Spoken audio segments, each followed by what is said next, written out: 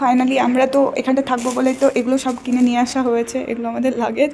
আর আপাতত এই রুমটা নেওয়া হয়েছে।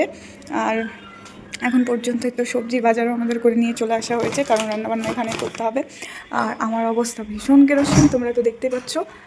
স্নান টান করতে হবে, কারণ আমি ব্যাপারটা কী হয়েছে বলো তো, এরকম হয়েছে যে এখানটায় শীত পড়ছে না, আর আমরা তো কনকনে শীত থেকে উঠে আসছি। তো প্রচণ্ড পরিমাণে শীত পড়বে বলে আমরা শুধু শীত বস্ত্রই নিয়ে এসেছি, মানে শীতের কাপড়ই বেশি নিয়ে চলে আসা হয়েছে। এখন এখানটা প্রচণ্ড পরিমাণে গরম, এখন বাজে 5টা, আর আমরা 3টে নাগাদ নেমেছি হায়দ্রাবাদে। আর এই তো এইসব গুছোতে ঠিক করতে টাইম লাগলো। এখন গোসল টোসল করবো, বাইরে যাবো, কিছু খাওয়া দাওয়া করবো। আজকে রান্না তো কোনোভাবেই সম্ভব হবে না, তো এটাই হচ্ছে। তো দেখতে থাকো। তো স্নান কমপ্লিট করার পরে রূপা দেখছে একটু লেবু পানি করে দিল, আর সত্যি কথা বলতে লেবু পানিটার ভীষণ দরকার ছিল। তো তারপরে আমরা লেবু পানি মানে আগে স্নান রূপা করে নিয়েছিল, তারপরে আমি স্নান টান করে লেবু পানি খাওয়ার পরে রূপা বলল যে বাইরে আর কোথাও খাচ্ছি না, বাড়িতেই খাবো, মানে রান্না করে নেব। তো তোমরা একটু নিচে গিয়ে ডিম নিয়ে এসো। তো আমি আর রিজওয়ান এখানে চলে এসেছি। আর এখানটা রিসেপশানে আমাদের আধার কার্ডের দিতে হতো, সিগনেচার করতে হতো। আর এই যে ছেলেটাকে দেখছো রিসেপশানে, এর বাড়ি আমাদের জলঙ্গিতে। তো ওখানটায় পরিচয় হয়ে গেছিলো। তো তারপরে আমি এসে ওখানটায় সিগনেচার করে দিলাম। আর রিজওয়ান আর আমি ডিম নিতে নিয়ে মানে এসেছিলাম নিচে। অনেকটা অন্ধকার হয়ে গেছিলো, তবে জায়গাটা ভীষণ সুন্দর লাগছিলো। আমরা বাড়িতেই গরু পুষি না, ওইখানটায় দেখে মনে হচ্ছিলো যে কেমন জায়গাতে গরু বসে, আল্লাহ।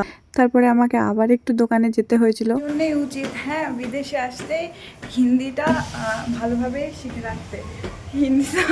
হিন্দি তো পারি না, সুখা মির্চ আর জিরা, গোটা জিরা। এলো লেলো জি। দেন আমার একটা ফোন এসেছিলো, যার জন্য আমি বাইরে আসলাম। আর এখান থেকে ভিউটা অনেক সুন্দর লাগছিল। আমরা ছিলাম 4তলার উপরে, বারবার ওঠানামা করতে জীবন শেষ হয়ে যাচ্ছিল।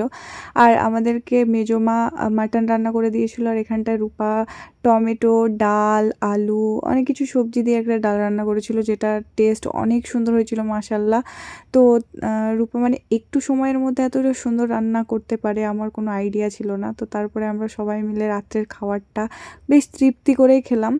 তারপরে আমরা ওইখানটায় গিয়েছিলাম, সব কিছু ঠিকঠাক করার পরে আমাদের না বিছানা চাদরটা চেঞ্জ করতে হতো, কারণ ওই বিছানার চাদরটাই ঠিকঠাক ঘুম আসতো না। তো আমরা বাড়ি থেকে নিয়েই গেছিলাম বিছানা চাদর। এটা আমার একটা ফেভারিট বিছানা চাদর। তো রূপা ওইটাই করছিল, আর আমি ওর সঙ্গে কিছু একটা বলছিলাম, যেটার জন্য আমার ভীষণ হাসি পাচ্ছিলো। আমরা সবাই মিলে হাসছিলাম কোনো একটা কারণ নিয়ে।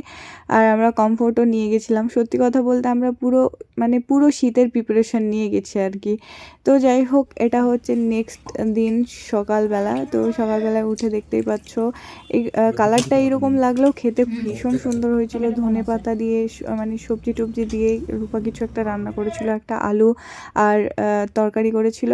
তো দেন খাওয়া দাওয়া কমপ্লিট করে আমরা তারপরের দিন সকাল সকাল বেরিয়ে যাই 9টার মধ্যে ডাক্তার দেখানোর জন্য। কারণ এই দিন ডাক্তার দেখানো ছিল শুধুমাত্র মেজো আব্বার, মানে রূপার আব্বুর। তারপরে আমরা পরের দিন দেখাবো বলেই আমরা শুধু এই যে এটা হসপিটাল, এখানটাই চিকিৎসা করা হয়।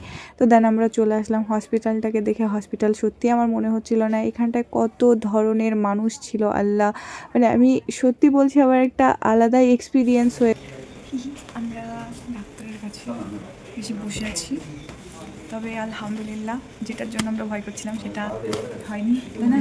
এটার জন্য এত দূর আসা, বাট সত্যিই মানে এত কিছু দেখার এই জায়গাটা এসে সব কিছু শান্তি, মানে এইটুকু। আমি তাই টেনশন করছিলাম রিপোর্টটা নিয়ে। যখন আমি ডাক্তারের কাছে ঢুকলাম ভিতরে, তখন কি যে বলবো, যদি বলে যাবার মানে আবার স্ক্যান করতে। কাকে? তো আবারও আলহামদুলিল্লাহ, আমরা যেটার জন্য চিকিৎসা করার জন্য গিয়েছিলাম, মেজো আব্বু ইম্পর্টেন্ট ছিল, তো সেইটা আমরা অনেকটাই রিলিফ পেয়েছিলাম, কারণ রিপোর্টস অনেক ভালো ছিল। তো দেন আমরা ওখান থেকে ফিরে চা রূপা বানালো, লাল চা, কারণ লাল চা না খেলে উপায় ছিল না, দুধ অত সকাল ছাড়া পাওয়া যায় না। তো লাল চা খাওয়ার পরে আমরা রেস্ট করে মোবাইল টোবাইল খুঁজিয়ে রাত্রিবেলা একদম পাতলা করে সবজি দিয়ে খিচুড়ি রান্না করা হলো। আবারও বলছি, খাবারের টেস্ট এতটাই সুন্দর ছিল আমি বলে বোঝাতে পারবো না। রূপা সত্যি অনেক সুন্দর রান্না করে। দেন আমরা আবারও তৃপ্তি করে বসে একদম সবাই মিলে সুন্দরভাবে খাওয়া দাওয়া কমপ্লিট করলাম। আর তারপরের দিন ডাক্তার দেখানো ছিল আমার, রূপার, রিজওয়ানের। তারপরে আমরা একটা জায়গায় ঘুরতে গিয়েছিলাম, সেটাও নেক্সট ব্লগে তোমাদের সাথে শেয়ার করব।